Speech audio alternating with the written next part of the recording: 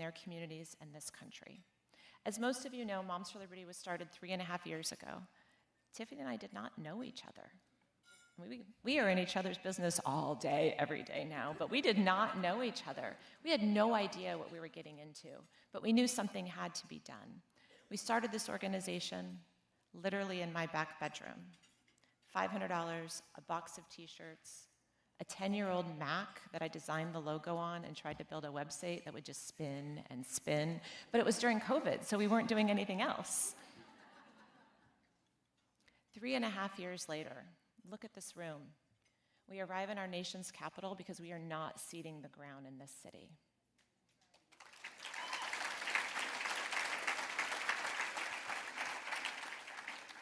We formed to fight at the most local level because we know that's where change happens. We have 300 chapters in 48 states now. Like I said last night, Utah, Vermont, where are you? 48 states, 130,000 members. 400 of you are sitting on school board seats right now, and you hold the principles that Moms for Liberty holds dear.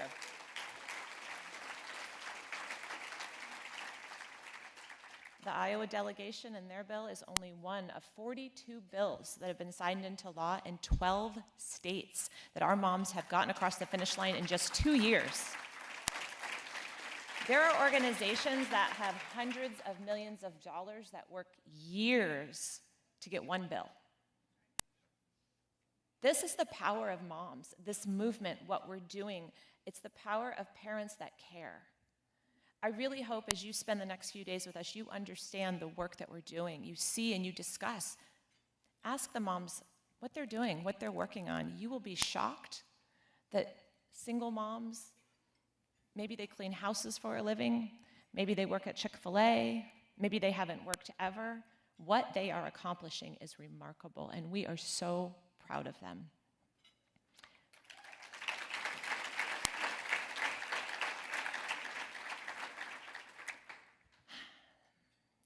So we come here today with you because we are gathering these moms who have not been politically active, and we are engaging them. They are becoming motivated, and they are no longer the silent majority in America. Not only are they not the silent majority, they are becoming the voting majority, the active majority. And from now till November, we are going to be the majority that is going to take back our country.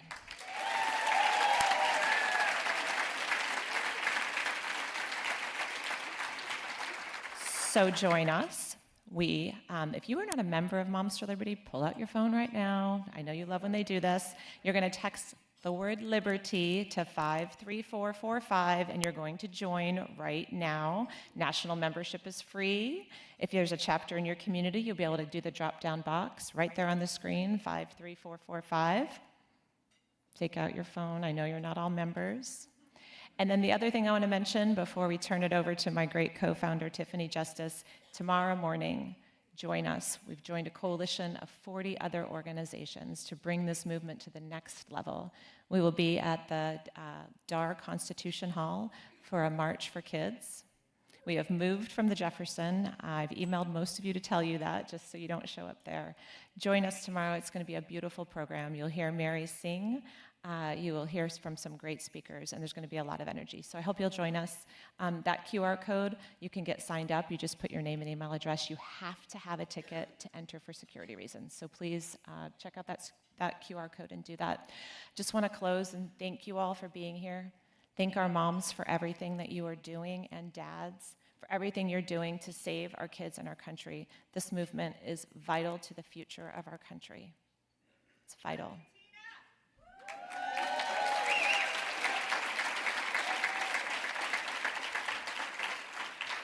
God bless each one of you, and God bless our country. Thank you. Please welcome back to the stage, Tiffany Justice.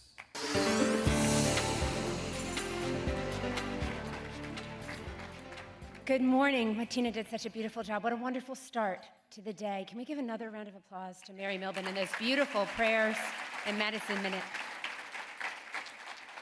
Thank you all so much for being here. We know so many of you have traveled from far away, and we think it is so important that you took the time to be here. The dictionary defines liberty as the quality or state of being free and the power of choice. We founded this organization, Moms for Liberty, just 3 short years ago during COVID because our freedom was under assault by our own government. Our children were being kept out of our public schools and then forced to mask their faces, even if they had a disability, and then made to take a vaccine if they wanted to return to school. Moms were mad. The oppressive acts of our own government woke up a sleeping giant and sleep.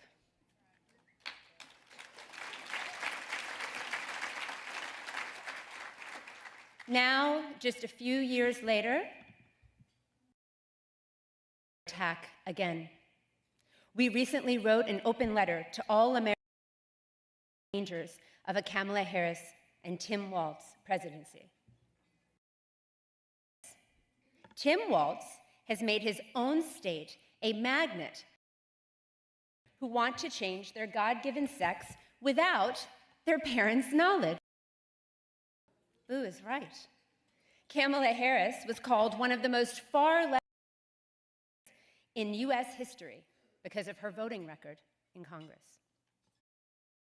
Told a Florida teacher who believed parental rights ended at her classroom door to move to his state because he loved her position against parents. But let me read you what one news outlet reported on Governor Walz. Imagine this being implemented at the federal level. Walz is forming the students' values, attitudes, and beliefs into the woke worldview. This is culturally relevant teaching and is woven throughout the Walz education. Social emotional learning and restorative justice are 2 examples of how this culturally relevant is embedded into Minnesota's K-12 curriculum. It's important to note, Governor of Minnesota, that reading and math scores in his state have plummeted. This is social justice programming, not the future of our kids. Before I wrap up, let's talk Title IX. Moms for Liberty sued to stop this policy from teaching gender ideology in public schools.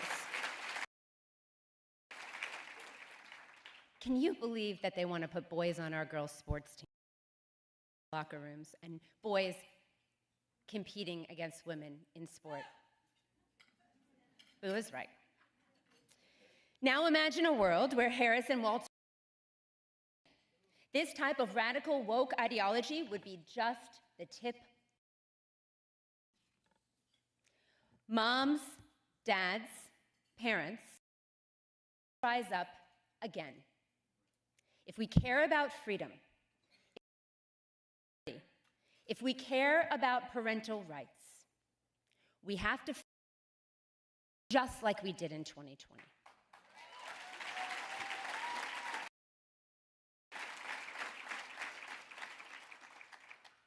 A Walz Harris school shutdowns and parents being thrown out of school board meetings look like a warm-up act. On the verge of a full-on federal assault on our parental rights. This is not a drill. Please recruit your friends, your family. Join with us. Join Moms for Liberty and help us to stop these dangers from taking over our country.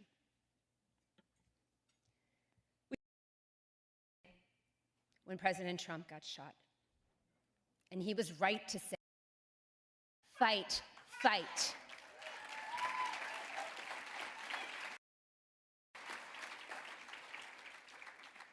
When we started this group, I said we were going to for our kids with a smile on our faces, and no one fights like a mom. Let me be clear, it is time to fight like a mother.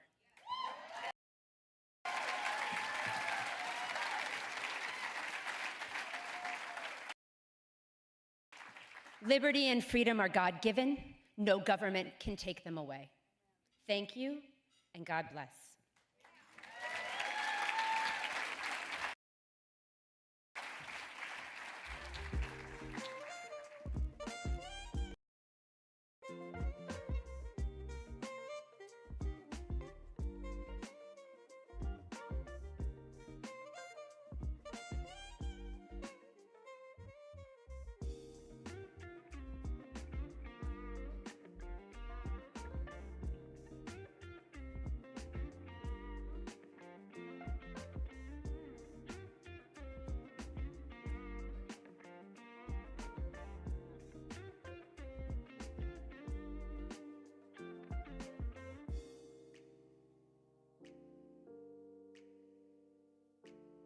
Please enjoy your breakfast. The program will resume shortly.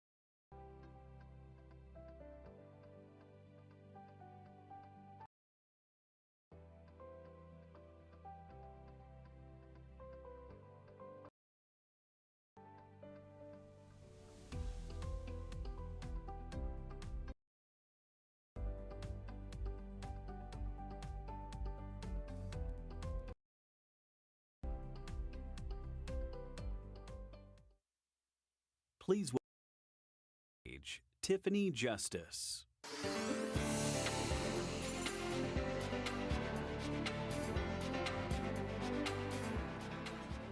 So today we're going to go ahead and get started with this panel, because later tonight, so Secret Service can come in and get us ready for President Trump coming tonight. Who's excited to see President Trump? This panel that the women, these amazing women that we're going to talk to, I named this panel the Changemakers panel. I touched on it a little bit earlier. In the busiest time of our lives, we didn't realize that we needed to be involved in politics. I certainly didn't. I'm a mom of, and I was busy raising kids, and I worked with my husband. I saw that there were a lot of people making decisions, and a lot of these decisions weren't very good decisions. And I asked why, and I asked more questions, and I started to get involved in school, and Pat Blackburn and I, chapter chair director of Moms for Liberty, and I worked together moms, which was pretty cool. Yep, you can clap for Pat. But when I decided to run for school board, I wasn't a Republican. I for most of my life. And in 2016, I became a Republican because I felt like I aligned more with the Republican Party than the Democrat Party. And I knew when I ran for school board that people would want her political affiliation. So I said, okay, well, I feel like this is maybe where I belong.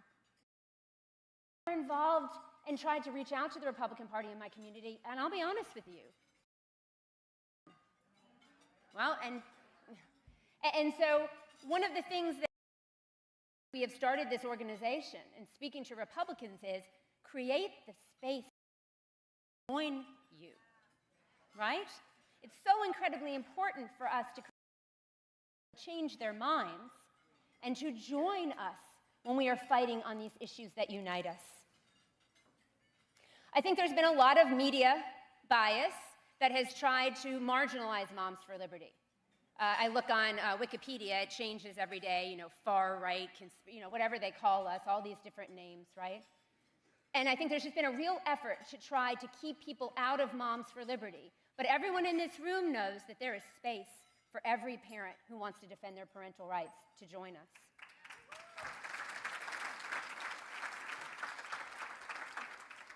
So today we're going to hear from 4 amazing women that I am proud to say have become friends in this fight for the survival of America. There are so many issues that unite us, and certainly our love for children, our belief in our fundamental parental rights, and standing up to ridiculous COVID tyranny, as you will hear today. We are going to forge a new way forward in America, and I believe strong, smart women are going to be a big, big part of that. The first woman you're going to hear from today is Maud Marin. Maud served as a Community Education Council member in New York City, Manhattan, District 2. She's going to tell you a little bit about how we met, but let me just tell you what a fierce warrior for children in the belly of the beast, and they have tried to destroy her, and she has not let them. A mom of 4, a wife, a businesswoman, Maud Marin. Please welcome Maud to the stage. Please welcome to the stage Third Rail President, Maud Marin.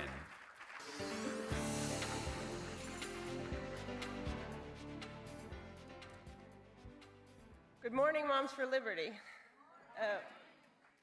First, let me just start by saying thank you so much to Tiffany and to Tina for the invitation.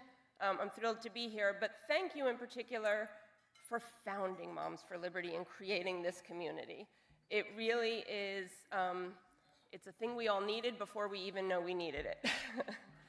And I want to also thank every one of you for being here, because that's what builds a community.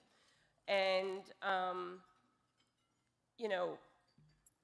Tina said I'm in the belly of the beast. It's true. in New York City, and this is a rough barometer because, as Tiffany was speaking to, party affiliation doesn't tell you everything about somebody, but it's a rough barometer. And in New York, Democrats outnumber Republicans 7-1.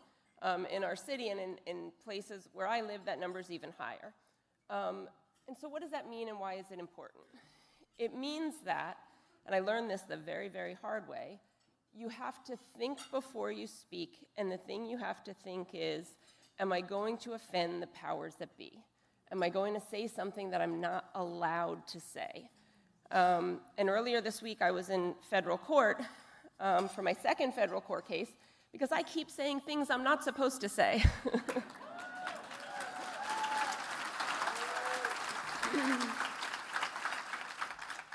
And just for those of you who don't know, I'll give you a super quick recap. Pre-COVID, when I joined my community board, my education council, I joined my community board first, but I joined my education council, which is what we call school boards in New York. And as Tiffany, I think I only had 3 kids when I first joined, but now I have 4 kids.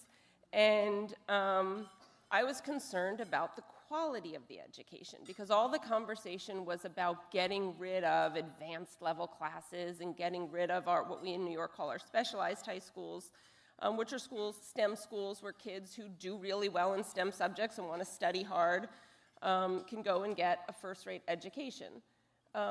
Saying that's a good thing and we should keep it is not racist. It's not even a bad idea. It's a really good idea. We should elevate the education of kids in all schools in all cities. But in the particular moment in time, and that moment has lingered, you'll still get that accusation, the argument from the Democratic Party faithful in New York City was that the way to be anti-racist or not racist was to get rid of our gifted and talented programs, to get rid of any kind of academic differentiation between kids. I thought it was a bad idea. I wrote a resolution. I passed a resolution. I talked about it. And as a result, my employer wrote a vicious, horrible letter that I can laugh at today, but at the time was really painful. Called me a racist. All 10 of my immediate bosses, the head of the organization, the head of HR, the head of the union, everybody agreed I was a racist. And the thing that I had done is defend our public school students' right to get a high-quality education.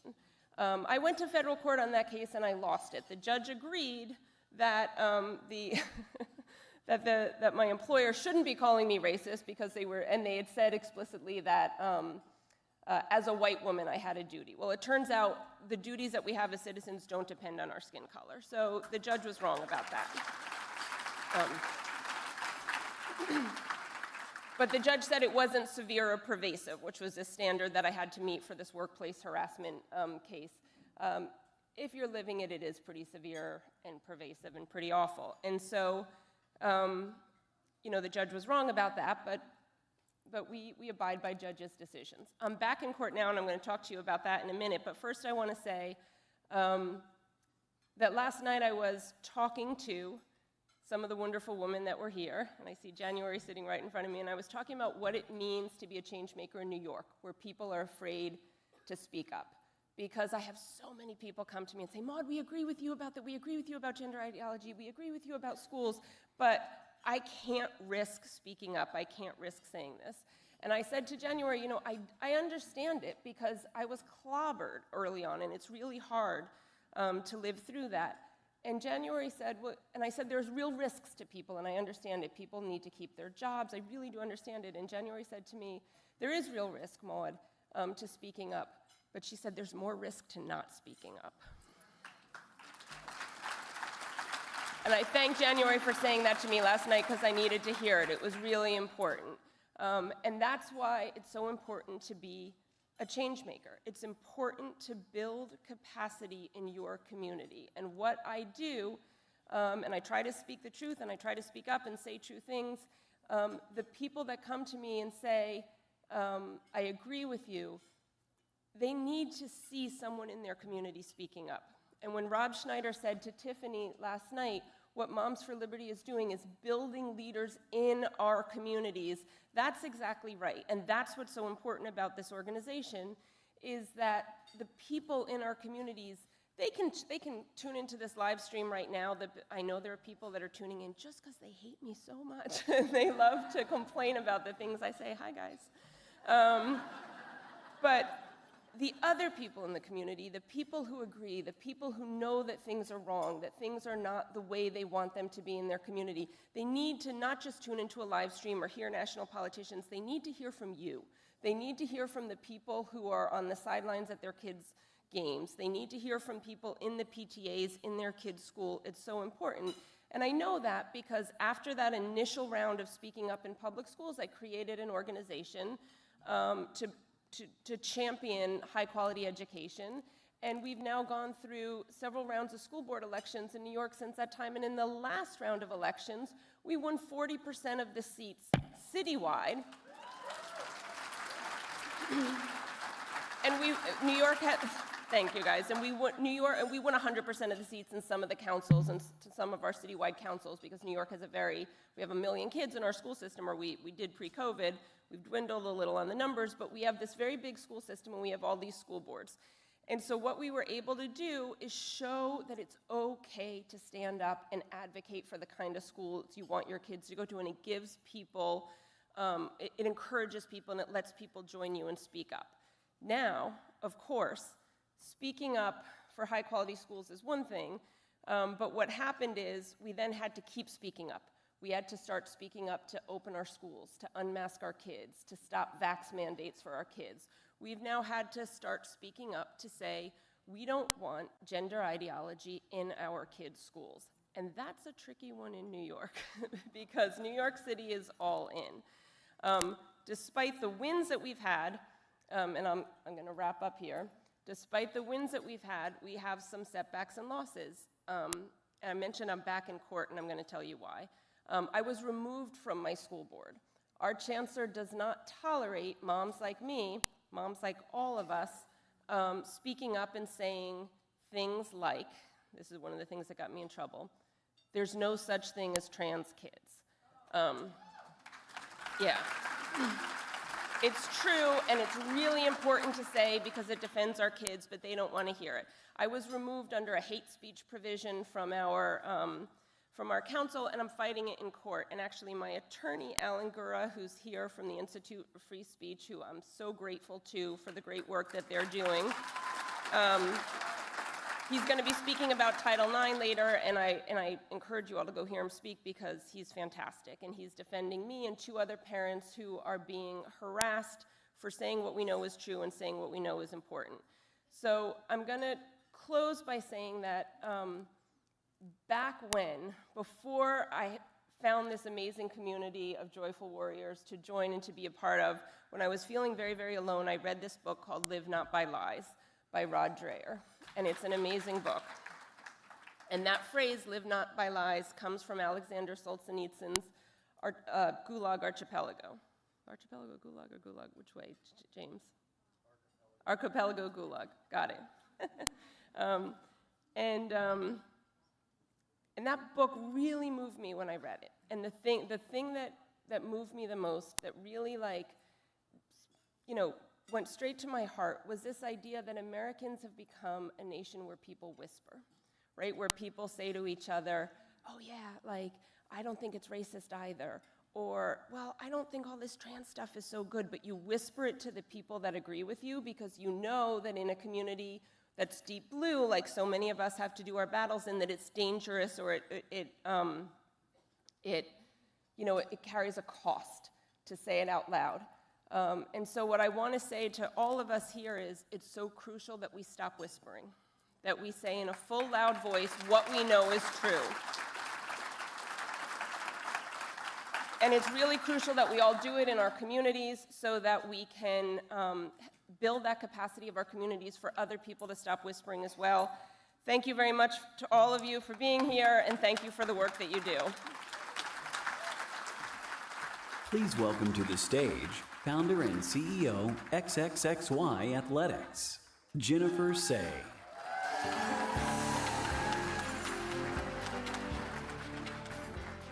Hi, everyone. Can you hear me? I'm a little shorter, so I have to bring it down. I'm going on 1 hour sleep. My flight got in at around 3:30 last night, so hopefully I will make sense as I stand here and speak with you. I am so honored to be here today with all of you fighters, you mama bear fighters. You're an inspiration to me every single day, and I am honored to share the stage with my friends Maude and Tiffany, who I met before she even started Moms for Liberty, when we were both very frustrated with the fact that our children were not able to attend school. And Tulsi, of course. Tulsi, Maud, and I have quite a bit in common, though our lives look very different from the outside. Here's the thing. All of us put principle over party. We all left the left because we put principle over party. I thought everyone did that. I was wrong. We value freedom over fitting in and falling in line. And we prioritize truth over everything else. And we screw up our moral courage every single day because it isn't easy, but we have to do it to fight for it. We fight for the truth every day, even if it means risking everything. And many of us have lost a lot. We'll talk about that. Most people would rather, feel like I'm not, am I on? Most people would rather stand safely with the heart and do the right thing. I don't think I knew that until COVID. Everyone the right thing. Everyone thinks they're good trouble.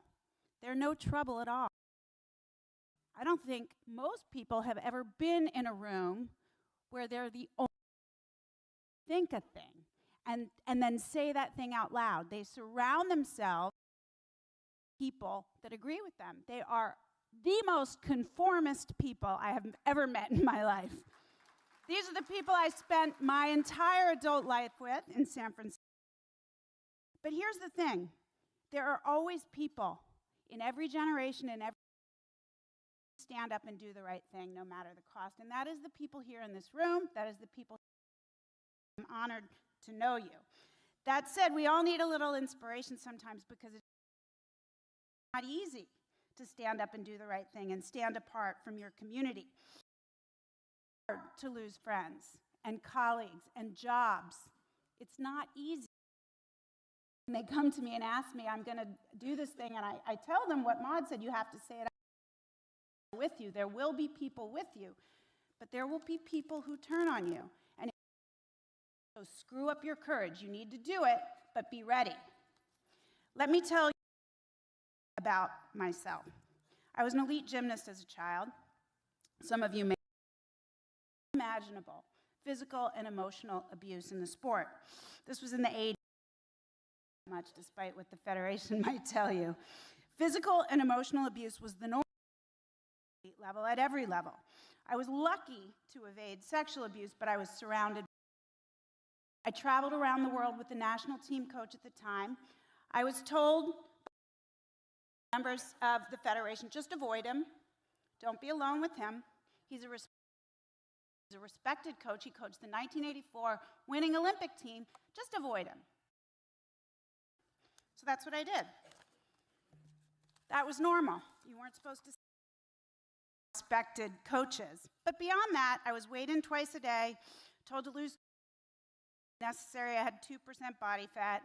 My weight was announced on the loudspeaker. Jen gained 1/4 pound. I don't coach fat gymnasts. You're an embarrassment. How I grew up. I trained on a broken ankle for 2 years. A doctor came and shot every 6 weeks, no parental consent. He marched in with his little black bag, and that's what he did. I left the sport in 1988, 2 months before the Olympic trials. I was broken physically and emotionally to build myself back up again. The way that I did that was I wrote a book. I got it all out there. I was not prepared. This was 2008, and the dragging I was going to get. It came. They came for me, my teammates, the community, the Federation, the U.S. Olympic Committee. And you know what? It strengthened. The more they came for me, the more I knew they were hiding. Why did I do it? Why didn't I allow myself to be silenced? I didn't want to go through what I had gone through. And I knew that that is happening in the sport. I was redeemed 10 years later when Larry Nassar was arrested. I made a movie called Athlete A, which you can watch. And suddenly I was a hero. It was 2018, 2019. I know my time is almost up, but very soon. I decided, once I was redeemed and I was a hero, COVID restrictions, you can imagine that went pretty well for me, if you know. Did not. COVID hit. I decided, this is about when I met Tiffany, I decided, despite the fact that I lived in deep, deep blue San Francisco, senior executive in a very prominent company, I decided, what the heck, I'm going to, once again. I didn't really think about it, I just started. I think that's key. Don't think too much.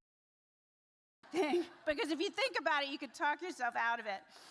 I won't get into the details. I pushed back on closed schools, closed playgrounds, which in San Francisco, playgrounds were closed for 10 months, and the masking of toddlers. It didn't go super well for me. I'll just leave it at that. I left San Francisco, my home of 33 years. I left the company that I had worked in for 23 years. I lost all of my friends, some of my family members, not to COVID. I didn't lose them. I lost them as being in my life because I got on a plane in 2020 and took my kids to Disney World. I was called a murderer by members of my own family. So I am 55 years old right now. I started over, new home, new city, ousted from corporate America because I dared to stand up for children. I started interviewing in 2023 for jobs that I'm very capable and qualified to do. I was asked, will you apologize? We cannot offer you a job unless you apologize. Apologize for what? I said. I was right about everything. It was then,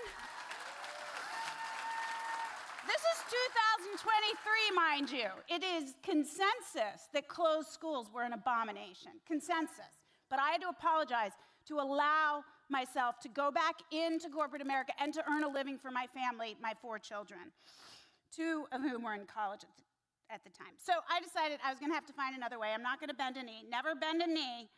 So I started my own brand. It's called XXXY Athletics. Combines my background as an athlete, my experience in fashion. We're here. Come check out the product. Every single day, I think to myself, can I say that? Can I tweet that? And I go, I can say whatever I'm told I'm not supposed to curse. I'm not allowed to curse. Whatever the F I want. It's my company, my brand. You can't come for me. You can't come for me. The trolls. It doesn't matter what you say about me. So anyway, people ask me all the time, why were kids in free speech the hills you were willing to die on? And I ask them, why weren't you? What is wrong with you? If you aren't willing to die on a hill for kids and free speech, do you even have a hill? I don't think you do. And then I ask them, if you don't do it, who will? And that's what I ask myself every day. If you don't do it, who will? And everyone in this room answers that question for themselves. And you tell yourself it's you. And Maud tells herself it's her. And Tiffany does the same. So thank you for your courage, friends. You make me feel less alone every single day. And I am honored to be here with you all. Please welcome to the stage Congresswoman and 2020 presidential candidate, Tulsi Gabbard.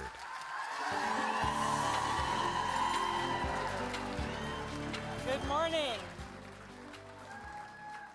Aloha. It is so great to be here with you and on the stage with these 3 badass ladies. I was thinking this morning about how incredible it is, and I'm grateful. I'm sure there are many of you who I've met in different parts of the country. I was telling Tiffany this morning, wherever I go, odds are there is a Moms for Liberty group or a whole tribe in the room sounding off loud and proud. And it's so incredible because this is where change happens. I started thinking about my mom. She was the first person in our family who ran for office. She is like the OG Mom for Liberty. She homeschooled, my parents homeschooled all 5 of us kids at home growing up in Hawaii.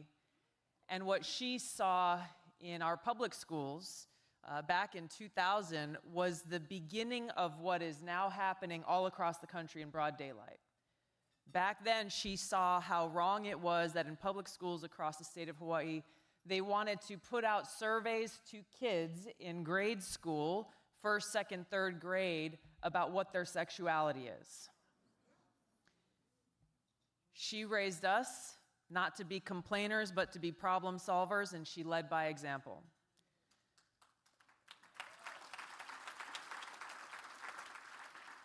So she stepped up to run for Board of Education. In Hawaii, we have one statewide Board of Education, so it was a statewide race and a statewide campaign. She's a school teacher by trade and training, an entrepreneur at heart, and she went out there and started doing the grassroots work that so many of you are doing across the country. And like you have heard in each of these testimonies on the stage, and like I know each of you have your own testimonies, she was excoriated. She was attacked. I remember I was a teenager at the time. We were standing with her in Hawaii. When you run for office, you've got a sign with your name on it, and you wave at the traffic as people are driving by. And so our family was out there, of course, supporting my mom in doing so. And there were counter Carol Gabbard protesters across the street, yelling all kinds of slurs and names at her. And once we were all about to pack up, us and them, when the traffic had died down, they crossed the street over to where we were.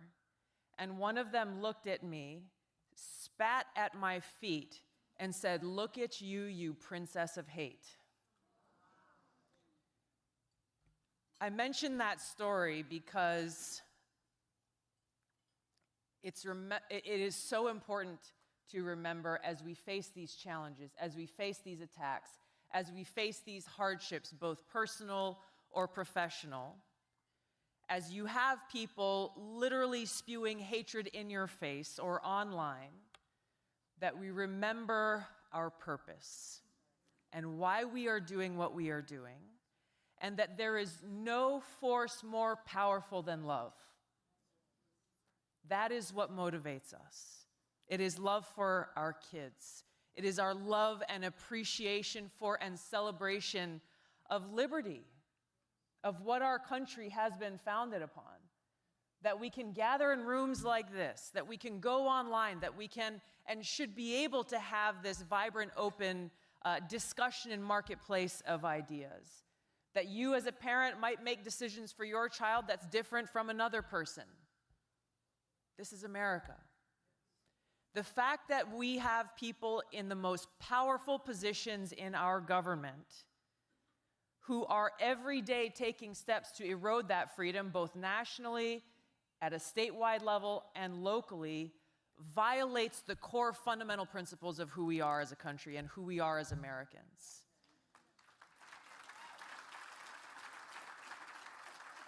And that, to me, that is what is on the line in this election, specifically as we head into these final, I think it's 67, 68 days before November 5th. People are going to start voting here in just a few weeks in a lot of states with early voting.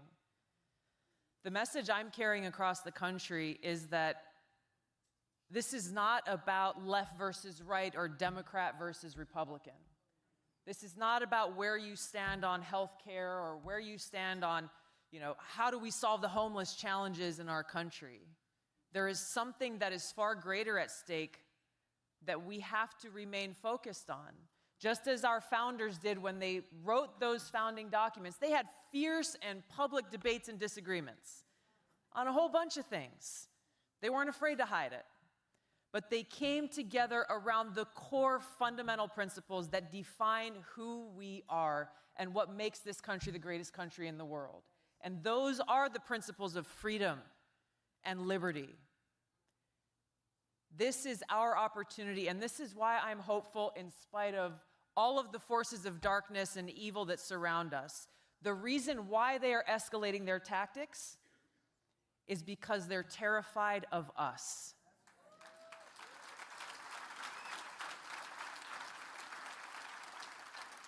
And so for all the attacks that Moms for Liberty gets, and I read about a lot of them, they show up in the headlines, and I laugh a little bit when I see them on the news because I know you guys. And the way they paint you, it's like, oh my gosh. But take that as a badge of honor and a pat on the back, because that means you are scaring them.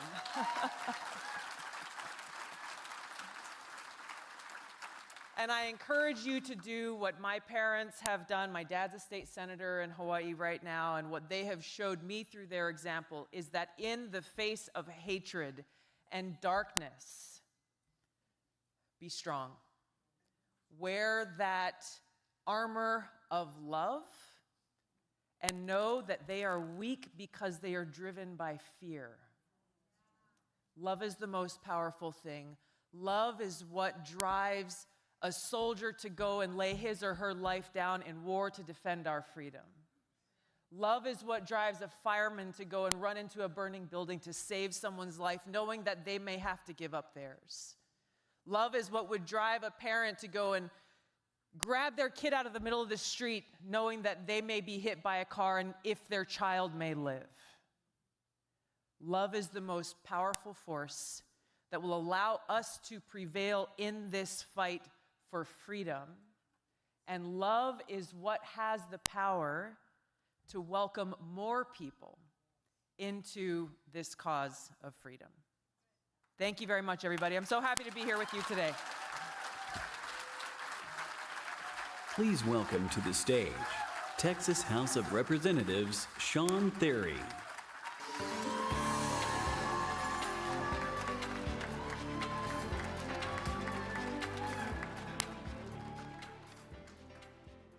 Good morning.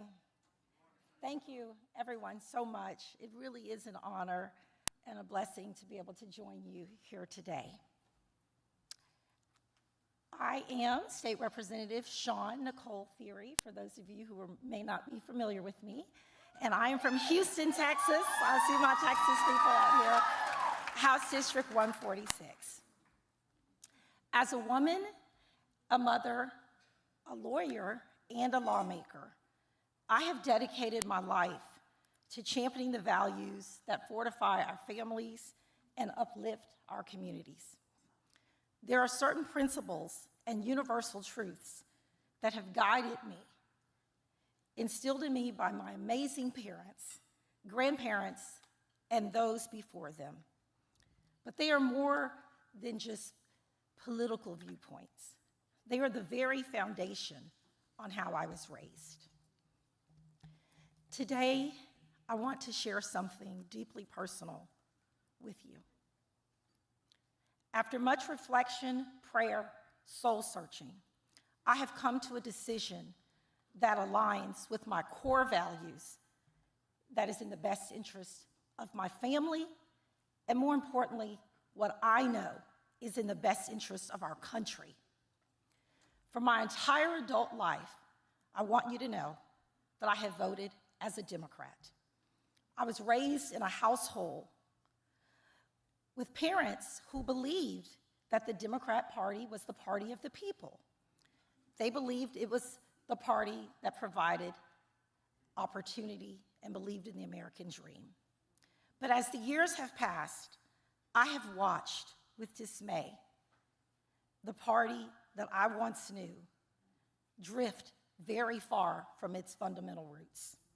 It has become almost unrecognizable, radicalized, and increasingly out of touch with the values of millions of everyday Americans. The Democratic Party has veered so far left, so deep into the progressive abyss, that it now champions policies that I cannot, in good conscience, support. Policies like promoting sex changes for vulnerable children, dismantling Title IX protections for women and girls in sports. This is not the party that I grew up with. I have witnessed firsthand how the so-called liberal left now stifles thoughtful debate, silencing dissent with an iron fist, demanding blind allegiance to an ideology, fly or be cast out. That is not the party that I agree with. The renowned poet Maya Angelou so powerfully said, and simply, when you know better, you do better. And so it is today, at such a time as this, that I am officially announcing that I am leaving the ranks and the rancor of the Democratic.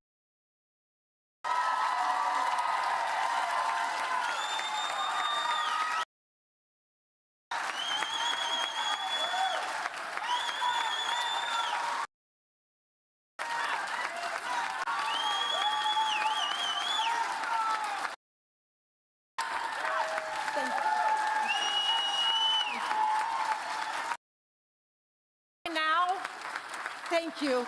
Thank you.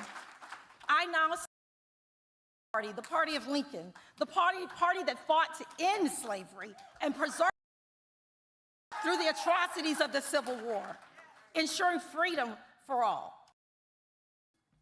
In 2024, the Republican Party now champions economic by investing in historically Black colleges and universities, such as the one that I. It is the party of parents believing that we have the fundamental best educational environment for our children to learn, grow, and succeed. A party that fosters prosperity, helping entrepreneurs, small business owners, not to just survive, but to thrive. The promise of the American dream. Mothers here today, mothers around our country, from all backgrounds, races, and communities, we understand that it is our sacred duty to preserve the innocence of, protect them from being sexualized and sterilized. Think about that.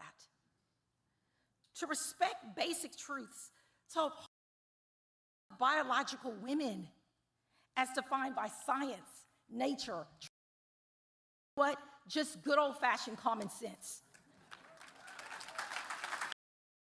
Today, I leave the left because the left has abandoned countless Democrats by a party that has lost its way, lost its commitment to protecting our children, women, our national security. I join millions of Americans who cherish family and freedom, principles that form the foundation of our American identity. It is time that we shift our focus from the distraction of personalities and focus on the substance of real policy. Know that by making this choice, I will face relentless racism and mischaracterization. Perhaps it will even begin in the world before I leave this stage. But I will complete my faith walk. Christened as a Catholic and now walk as a Baptist, I look no further than the Lord is the light, my light and my salvation. Whom shall I fear? The stronghold of my life. Of whom shall I be afraid? Will guide and cover me as I step into this new chapter of my life. The news is, I will not be alone. I will be with brave women like Tiffany Justice, Jen Say, all of Maud, all of the wonderful women on this stage, and shoulder to shoulder with you.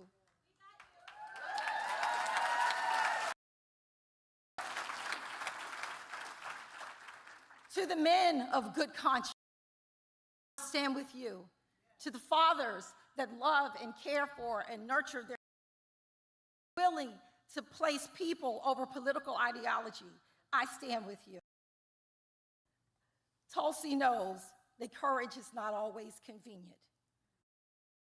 I know that she also knows that having the courage of our convictions is worth far more. So I will continue to be a change maker and a champion for children. Censored but not silenced.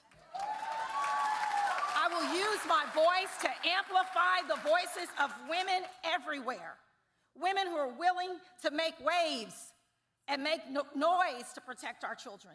Together, let us protect our children, creating a safer, brighter future for them. We have the power to restore America, to restore its spirit, its safety, and its soul. May God bless you all, and may God bless America.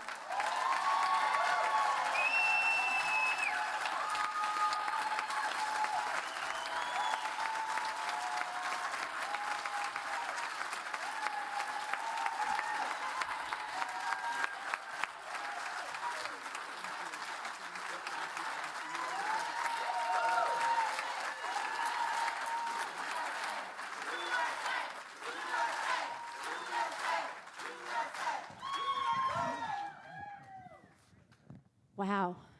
I'm speechless, honestly. And I'm not going to lie, we're not going to have a ton of time for the panel because We had such amazing speakers.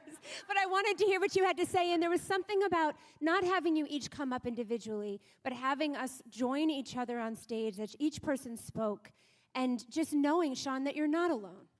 I told you, who knew we were going to make so many new friends, but you are not alone. I promise you that. Amen. Thank you to that. Thank you, thank you. I feel it, I see it, and I know I'm where I need to be. So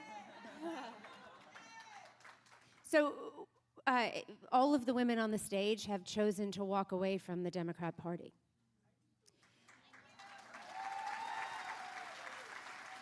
And we have just been witness to RFK endorsing President Trump. He wasn't given a free opportunity to be able to run for president. And then he chose to support President Trump because he would like to make America great again and healthy again. And so, Tulsi, I'll start with you. Just give us a little bit of a snapshot of what it was like for you to make the decision to leave the Democrat Party and really some of the policies and things you're seeing now that you're very concerned about. Yeah, thanks, Tiffany. We've talked a lot and heard from all of you some of the different reasons that ultimately drove me to leave the Democrat Party, but I want to expand a bit on something that you talked about, Tiffany, which is we have seen how, and I've experienced how the Democrat Party has become, no matter how much they say they're inclusive, they are very exclusive, how they force compliance and conformity, that if you don't toe the line, then not only are you not welcome, they will try to destroy you in every way, shape, or form. But that's just the first steps. Like, okay, well, that is no longer the big tent party that welcomes people from all walks of life. But what's the alternative? And this is a question that I get asked most often from people is, how do I have a conversation with either a family member, a loved one, a colleague, or friend who doesn't quite see the truth? And this is such an important point for each of us to reflect on, is how do we create a welcoming environment? How do you actually truly have a conversation where we're not just talking at someone saying, here's what's wrong, here's what's right, here's what you got to do and what we got to do, to actually listen and have empathy for wherever someone is coming from, and to get past all of the partisan talking points that are shouted at us on cable TV every day, but actually get down to these core fundamental challenges, thoughts and feelings that are visceral to us as people, as Americans, as moms or dads, as brothers or sisters, and listen and understand where people are coming from, and then share what is in your heart. And if there's one message that I hope all of you take away from me today, is don't underestimate your power and your influence as an individual. Yes, together collectively, but as an individual, think about the people in your life. Think about all the people you have. You scroll through your phone. Think about the people who may need a little bit of a nudge, or who may not be opening or widening their aperture enough to see what's really going on in our country. People who know you, who trust you, who care about you, and who you care about. Those are the conversations that we need to be having, and recognizing that, yeah, of course, we're all going to have some disagreements. I guarantee every one of us on this stage doesn't agree on every single thing. I would love to have conversations, and we should encourage those conversations. But as I mentioned earlier, fundamentally, what are the things that matter most? It is the well-being of our kids. It is the safety of our communities. It is our ability as individuals, as parents, for those of you who are parents, to be able to make the best decision that you can make for yourselves, for your kids, and for your families. And everything else comes after that. That is really what is at the core of what's at stake here. Don't underestimate your influence, your power, sharing your experiences, and opening yourself up and allowing yourselves to be vulnerable to others. Break down those barriers, because you're not going to be able to connect with people unless you're able to open up yourself. We have the ability, and this is why I'm optimistic about the path forward, is this movement is growing very quickly. We have the opportunity to unite our country in a way that has not been done for far too long. That is our opportunity. And it's not going to be done by one single person. We can't just sit back and say, okay, cool, that person is famous or well-known or they're on TV and, you know, who's going to unite our country? Who's going to do it? We are. Every one of us in our own circles of influence, we are the ones who have the power and the ability and the opportunity to bring people together. And that is a constant choice on a daily basis and a choice to take action every day. That is how we make serious change, and it is at every single level in our country. Thank you, Tulsi. So Tina and I wrote an open letter to American parents warning of the fact that Harris Walt's presidency is the most anti-parent, radical ticket that the Democrat Party could have put forward. Shawn, you have been standing with us on issues around parental rights, around the capture of the innocence of children that you see happening in Texas.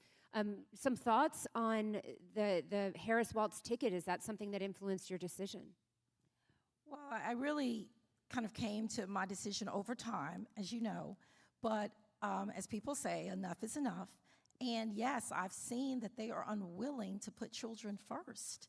I don't believe, I'll just share something with you all. I've talked to a lot of my Democratic colleagues from the national level all the way down to the state, and privately, many of them agree with us, should I say. And I've told this story before in small settings, but I'll say it today. They came to me and said, Shawn, we get it. We know it's wrong to castrate boys. I had a black colleague say it is wrong to castrate black men and sterilize girls. We have a dark history of that. I said, well, then how can you support it? And he said, just hold your nose. Shawn, hold your nose and vote with us, because the party at the elite, you know, at the top, and in this instance now it's the top of the ticket with Harris Waltz, will destroy you. And I said, well, let me ask you a question. So if we come back next session and there's a bill to cut off children's feet because they just fundamentally feel they can't have their feet, I don't want my hands, it makes me upset, would you vote for that? And he couldn't answer me. He just couldn't answer. So I really believe, Tiffany, that the reason that the top of the party all the way down is taking these positions is because people are not having the courage. They're not being brave. They don't agree. I truly believe 80% of Americans agree that it's wrong across the board on all of these issues. But they are afraid, as what we heard last night, being canceled. What happened to me? They came at me with almost spending $1 million in a state rep seat to primary me. Even though I had been a great representative passing legislation, anti-human trafficking legislation, bills to protect women from dying in childbirth, all of these issues that everyone on a bipartisan level agreed upon. But when I took that one position, that a girl who does not have cancer should not be getting a double mastectomy at the age of 12, oh my God, who would have thought that would be so controversial? So I guess I'd say that they're taking these positions because the side that wants this, the ideology, the radical side that wants this is loud, and they're organized. But there are more of us than them. There are more of us than them. Thank you. I would be remiss if we didn't talk about the Olympics. I think the world watched, Americans certainly, but the world watched a crazy opening ceremony. And then as two men, boxers, won gold medals after beating up women in a boxing ring, they were celebrated. Jen, as an athlete, some thoughts around that? Yeah, I mean, it's insane, right? The thing that is never happening, it's just a small, tiny little thing. It's at the Olympics, gold medals. It's at the NCAA finals. It's at state track championships across the country. It's everywhere. There's over 700 examples in just the last few years of males beating women, taking their trophies, their prize money, team births, college scholarships, all of it. Look, sports is the tip of the iceberg. It's very visible. It's not the whole issue. We all know that. The issue is around gender ideology and the lie that underpins this thing that is happening in sports. And that lie is that if you say you're a woman, you're a woman. Trans women are women. Men can become women. No, they cannot. They cannot. This is not a right-left issue. This is just about truth. And I think that the gender ideology issue lights people on fire, lights people up, because it is the most egregious example of being told you must carry a lie. Well, I'm not going to do it. Maud talked about it. I didn't do it during COVID. I'm certainly not going to do it now. 70%, that's the number I understand to be true from the latest Gallup survey. 70% of people agree with us on this issue. It sure doesn't feel like that when you speak up on it, right? Does it feel like that? It feels like there's maybe like 2% of us. But that's why I started the brand, and not to sort of pitch it, but we have to win the cultural battle. It cannot just be about policy and legislation. If we fight it downstream on policy and legislation only, we have lost before we started. So it sounds like a really dumb, simple thing. The left owns the tools of culture. They're really good at it. Film, music, and yes, brands, which are now led and run by people of the left. And so if you can put on a t-shirt, something like this, Fight for Women's Sports, and you wear it to the soccer game every Saturday, which is what I do, and you have a conversation on the sidelines, and I tell you, every weekend, a mom leans in and she says, what does that mean? Or, oh, I've heard of that. And she says, I agree with you. And I say, because Maud's voice is in my head, then you have to say it out loud or else we're going to lose. So we have to change the cultural conversation. We have to influence the culture. They're on our side, but we need them to come out of the kitchen, stop whispering, and stand with us. And hopefully a brand can be a small part of it. That's what I know how to do. So that's what I'm going to do. Go buy a t-shirt from Jen. The brand is amazing. So Maud, we're going to close with you because we have a big day ahead and we don't want to, we want to make sure we get everything ready for tonight. Shocking to me, you're elected in New York, right, by parents to represent them on your community education council, school board. And then you have a bureaucrat who removes you.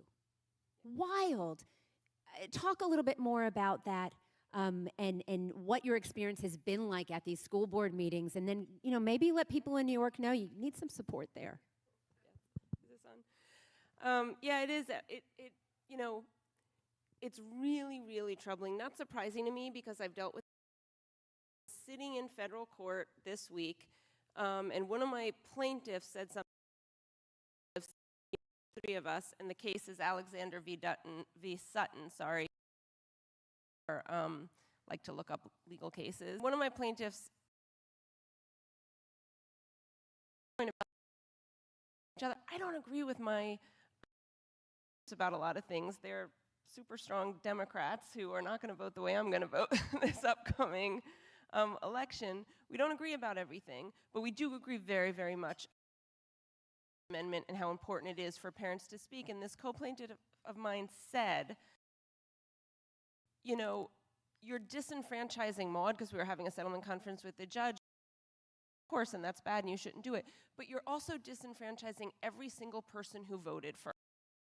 To the point about that Jen was saying and that Shawn was saying about legislators privately that they agree with her, the thing about running for office, if you asked parents, and hey, what do you think about Maud Maron? A lot of people go, oh, shit.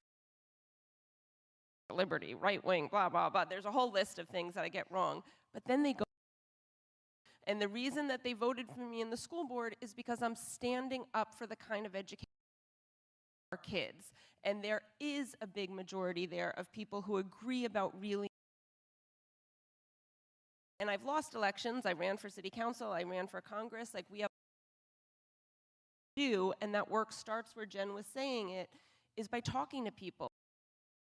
Hear what you have to say. It could be about, about why we shouldn't be, supporting a war in Ukraine when we have so many needs. Always have to be about gender, about schools, about stuff. It can be about the big pictures of, and those things are super important. I'm not saying they're not, but I'm just saying there's a whole there where you can find agreement with people, and it is really true that here we are, women who all started out super, 100% super strong. I was talking to someone last night and I said, I was a Bernie supporter. Say that. And I was like, well, okay. I'll come Then I'm not the only one up here, right? There you go. Really committed to what I values, and values that I still believe in are no longer what the Democrat Party is. It's sad, but it's true, and you got to face reality, and this is such an incredibly important election. I don't think I've ever said this publicly, but so I'll just say it now. Donald Trump, because I think he's the best candidate for our country.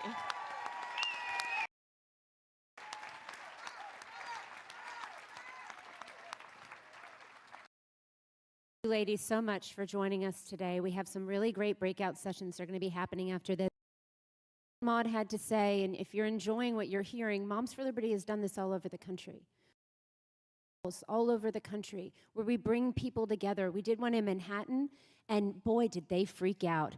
The Manhattan Borough President, last name is Levine, he stood out 25-degree weather, yelling at a building with a bullhorn, and he had been invited to be on the stage.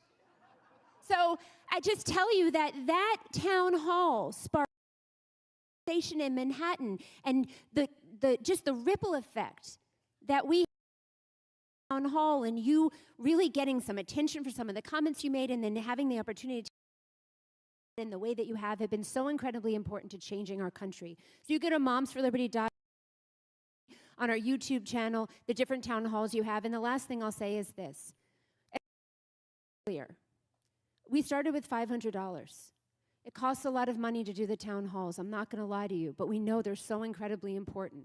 So if you have the ability to donate to Moms, feel like you want to be part of making America great again and healthy again, then think about donating to us. Thank you, ladies.